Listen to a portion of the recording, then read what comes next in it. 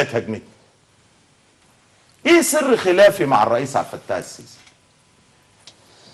الفريق اللي حواليه كله من الناصريين اليساريين، كله تلاميذ هيكل. يا عم دول ما ينفعوش يا بيه، القرن ال21 لا يصلح له هذا الكلام مرة واثنين وثلاثة ومية. ما حد سأل نفسه أنا كنت طالب مقابلة الرئيس عبد الفتاح السيسي ليه؟ لقد تقدمت رسميا بطلب لمقابلة الرئيس عبد الفتاح السيسي ولم ينظر فيه.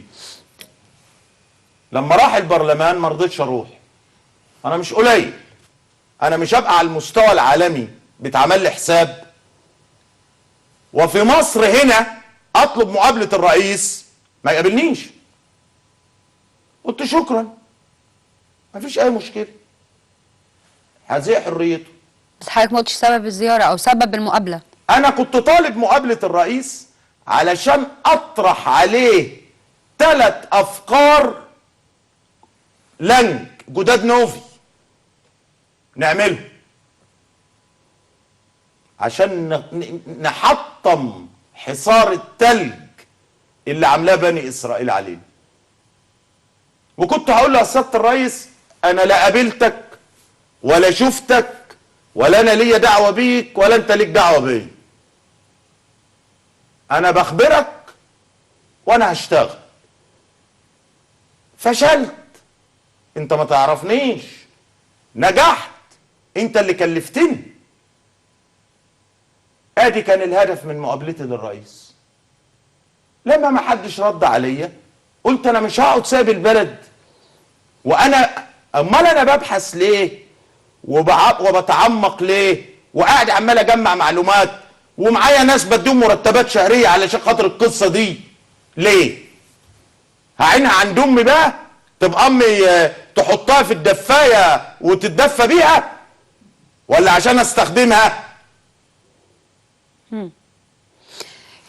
وبناء عليه ما حدش سأل فيا ولا حد بيعبرني. طب هو انتوا البلد بتاعتكم يا سيدي ولا ايه؟ البلد بتاعت كل الشعب. اللي يقدر يخدم البلد يخدم. في النهايه بيصب في مصلحتكم. مش لازم اجي اقعد جنبكم واتصور. انا لا عايز اقعد جنبكم ولا عايز اتصور. انا عايز اشتغل. يعني حضرتك بعد عدم الالتفات لطلب لقاء الرئيس عشان الحاجات اللي حضرتك بتقول عليها اللي المفروض مصر تقوم بيها لذوبان حصار التلج اللي معمول. يا فندم لفك الحصار. طب خليني بس اكمل يا دكتور. اطلع يا ابني هات لي مصحف من فوق. هات مصحف. انت سمعت؟ انا قلت هات. هو فين بتاع انتوا القناه خربت بعد انا ما سبتها. هو فين بتاع الانتاج ده؟ معلش بتاع الانتاج قاعد بره، الدنيا برد. طلع يجيب المصحف. طيب خليني بس اكمل يا دكتور. حضرتك يا استاذه حياه اقسم بالله والله 3 وانا بقول للدوله لو انا بقول كلام غلط طلعوا بيانات تقولوا ان انا بقول كلام غلط.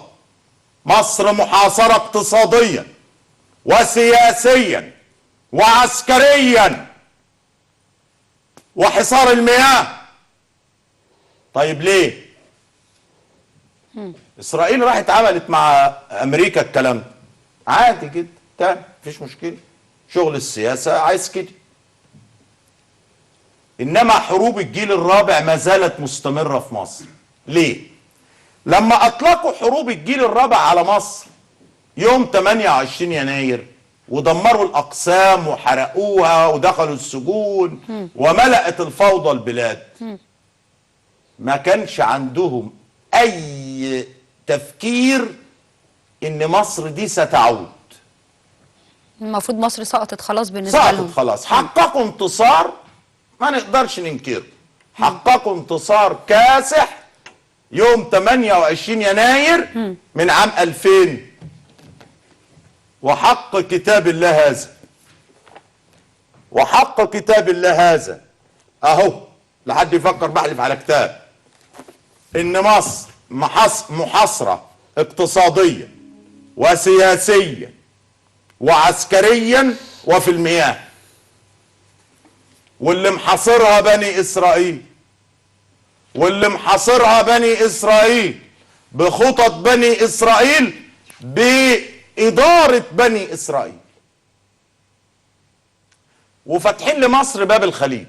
بس أنا عايز أسألك سؤال، ما هي نتائج زيارات الرئيس عبد الفتاح السيسي اللي قام بها دي كلها؟ ولا حاجة. لا تتساوى مع حجم زيارة نائب في البرلمان. في حصار. هيعمل ايه الراجل؟ لو نام هناك حتى في حصار مش هيقدر يعمل حاجة. مكتفين. ايوه مكتفينه بالاحبال والسلاسل. يا عم الناس اللي حواليك دي هتوديك في نصيب. اخر ما زهقت تقول طب ضده. جايز يهتم. مفيش اهتمام. خلاص يا عم انت في سكه واحنا في سكه، ولكن في النهايه انت هدفك خدمه هذا الوطن وانا هدفي خدمه هذا الوطن، فالهدف مشترك. الشغل اللي انا هيعمله هيصب عندك في مصلحتك. انا هحكي لك كل ما دار بيني وبين السفير وده دلوقتي. ضروري جدا ان احنا نعرف بالتفصيل اللي